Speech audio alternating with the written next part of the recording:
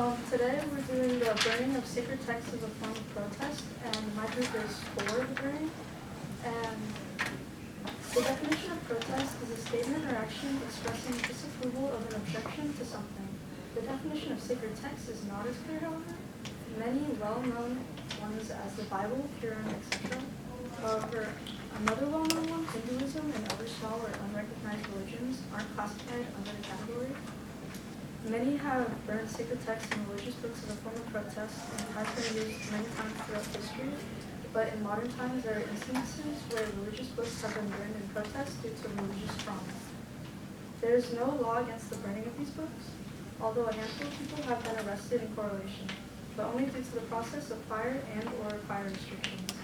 If officials do choose to prosecute an individual caught in the act of a protest and selectively target them because it was any sort of religious text, not dry leaves or leftover garbage, then it would be a violation of the First Amendment right.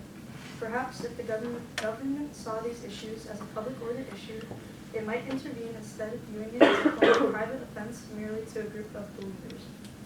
A restriction on this matter could as well cause more problems than good. The government can't bar the burning of Qurans just because they're Qurans, and that is seen as blasphemous to many, even though some may be offended by it. It can increase the gray area surrounding it, as it has already been stated, as a form of free speech. This restriction on the burning of these religious texts could spark even more protest in the process. There have been many instances of powerful protests throughout history that have used the burning of sacred texts. Simply putting a ban or restriction is simply too vague to enforce, especially on something that isn't as big of a problem in today's world. The protections that are already set to protect the people are sufficient enough to protect the more vague things, such as the burning of the sacred text, which is why we shouldn't create more of a problem by trying to add more laws than we really need. Aside from the egregious attacks on our fundamental right to express approval or disapproval of our government in manners we choose, how exactly does the Congress plan to enforce such a law?